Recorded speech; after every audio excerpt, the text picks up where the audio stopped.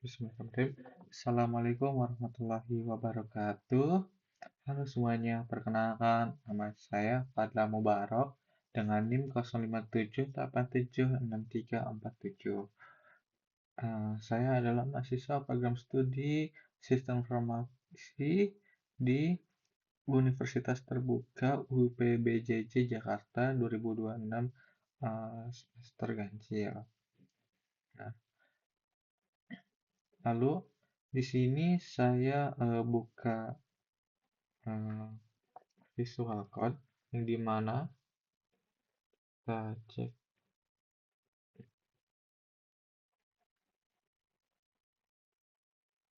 langkah pertama. Saya membuat project baru dengan menggunakan Ionic CLI dengan perintah sebagai berikut. Nah, cuman ini saya sudah membuatnya menjadikan hasilnya seperti ini. Perintah ini akan membuat project Ionic berbasis Vue.js dengan template kosong dan integrasi kapasitor untuk build ke perangkat mobile. Lalu setelah proyek dibuat, file utama yang saya modifikasi adalah homepage pada Vue. Itu ada di folder SCSR, lalu ada di viewers, lalu ada homepage. Nah, file ini adalah halaman utama aplikasi kita. Jadi seperti ini. Ini saya sudah buat sebelumnya. Lalu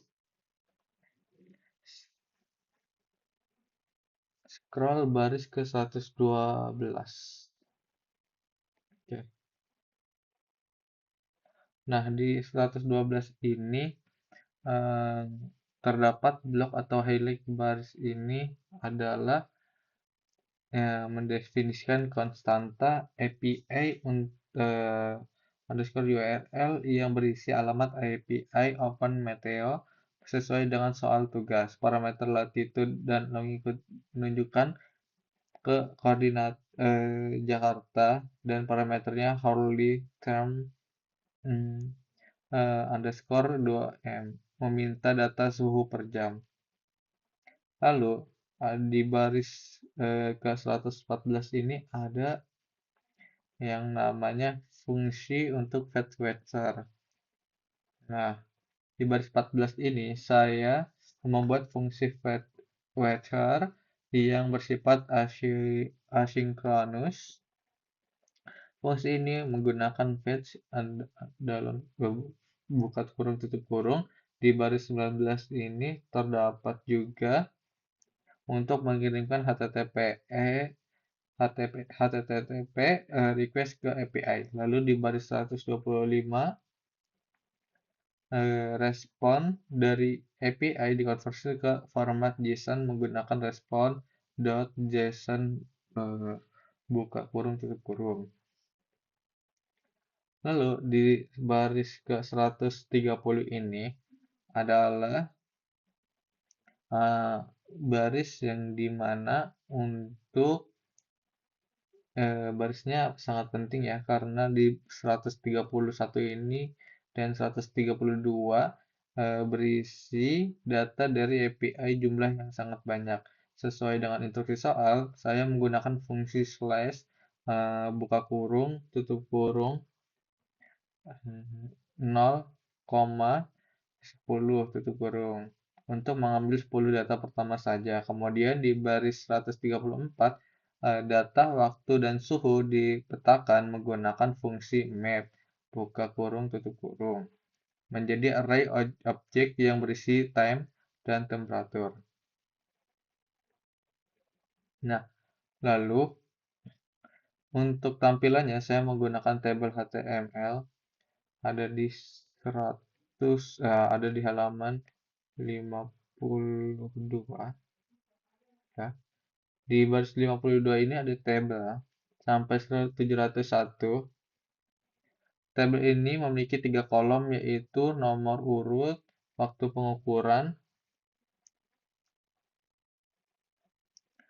dan suhu. Di baris 61-nya, ini saya menggunakan Directive View V4 untuk melakukan pengulangan dan menampilkan setiap data cuaca sebagai baris tabel. Nah, sekarang kita lihat hasilnya yang saya jalankan di browser. Saat halaman pertama kali dibuka, kita coba sambil dibuka.